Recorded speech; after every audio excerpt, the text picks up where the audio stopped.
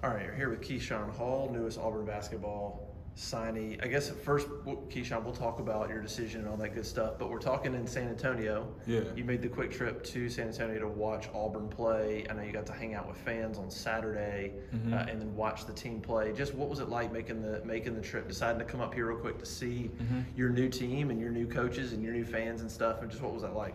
It was great. I already had my mindset made up that if I committed to Auburn, that I was going to come down to the Final Four and get a quick glance at what I could see next year, and just to see the atmosphere and things like that. So I came down here. I met all the fans. Went to the couple of the tailgates. Met a lot of different fans. Took a lot of pictures with a lot of people, and they just accepted me. Coach Pearl told me, get down here and see some people. You know what I'm saying? They're going to accept me with open arms and show love. And this is a big love state. So. A lot of people showed me love and said they can't wait for me to get there next year and they can't wait to do big things and was telling me like, hey, let's get back here next year. You're going to bring us back. So it was a great feeling, man. I feel like I'm a part of the family already.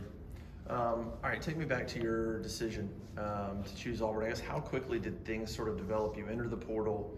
How many schools? Is it just a whirlwind few days where just a million schools hit you up and you got to sort of get through and sort of sift through your favorites real quick and make a decision? Just take me through that process a little bit. I mean, I don't have to be fast, but for my process, I wanted to be fast because I'm still going to go through the NBA draft process, so I want to have things done. But yeah, for me the first 5 minutes over like probably 10, 15 schools contacted me. So it's a good stress, but it's very stressful. It's a good stress though. It's a good stress, but it was a lot of schools that hit me up. I talked to multiple schools. I came down to a final decision of like 4 schools in like the first couple of days because I knew these are the schools and the coaches that could provide the best thing for me, which was the 4 schools that I came down to was Kansas, obviously Auburn, LSU, and Arkansas. Those were my last 4 schools.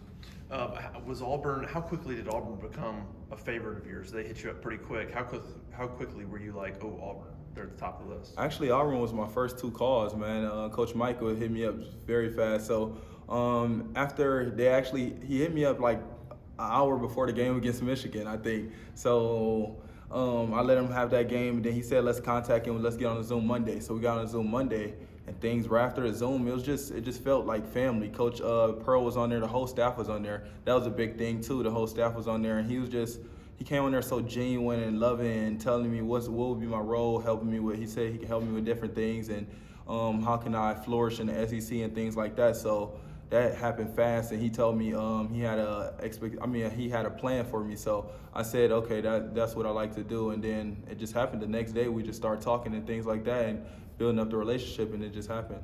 Ultimately, what was it about Auburn? Did you do a little research on the program? Obviously, they've had some success for the past few years, but what stood out to you?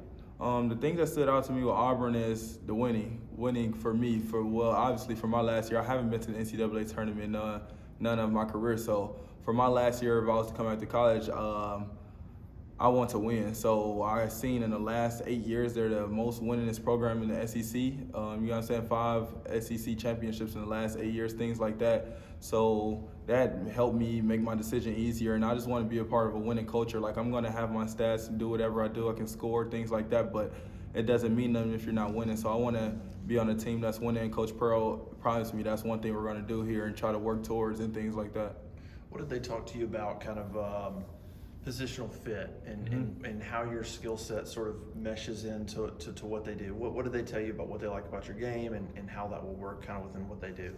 They told me a lot of different things. They said really they have a lot. Well, obviously you see they have a lot of success with big guards, like 6'5", 6'6", and up. They helped them develop, put them in the pros and things like that. So he was just telling me that's a role for me, and he see me being like a mismatch nightmare, a one-on-one guy, and Coach Mike, which is the offensive coordinator, he could put me in a lot of different schemes and things like that, make it easier. Because at UCF, it was a lot of, I had to force a lot sometimes and things like that. And so he was telling me that he can put me in a lot of different things that can make it easier on myself. And I can even be versatile on defense and help out on defense a lot. And they can help me with that aspect too with my 6'7" frame. So yeah, he just told me like I'm gonna be a big offensive piece, but the main thing is coming in and win. What's your, I guess, journey been like to get to Auburn? You were at UNLV George Mason and Central Florida, so you've transferred a few times. This is nothing new to you, I guess. Yeah.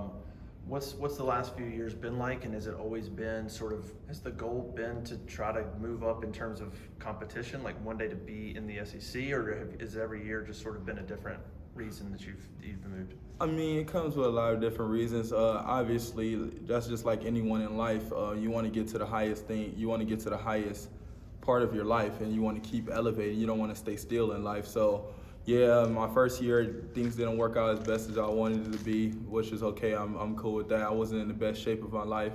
So then my second year, I got in the best shape of my life when going into Georgia race and lost 70 pounds, 75 pounds.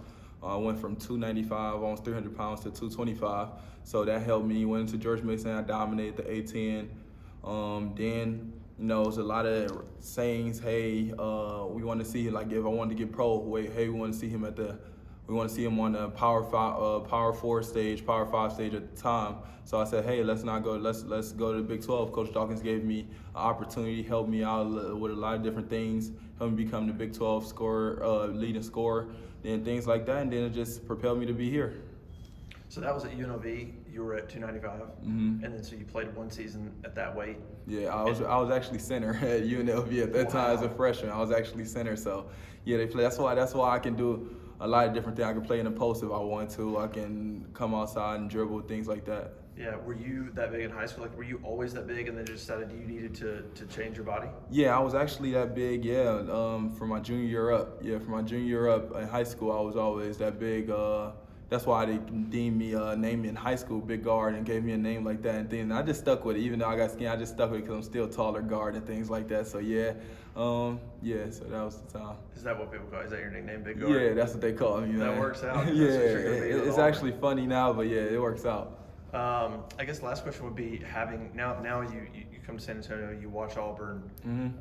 I mean, close to a national title game appearance. Yeah. I mean, just when you're looking at that and you're like, I'm going to be a part of that next year, was there a sense of sort of understanding what that program's like, what the expectations are, and what you got to try to live up to? I mean, SEC champions and all that. What was it like just sort of being around it, even for just a day, and knowing kind of what you have to sort of step into and try to keep going? No, it's a lot of motivation, a lot of expectation, obviously. A lot of fans kept telling me, like, this is what we want to do, we want to get back here and things like that. And that's what Coach Pearl lives up to. He wants to win at the highest level. Obviously, you see his staff and everyone on the staff, they wants to win. So that's going to be my expectation and the team expectation to get back here next year and try to keeping that Auburn on that highest stage, which they have been over the last 10 plus years in basketball. Keep that at the highest stage and keep winning.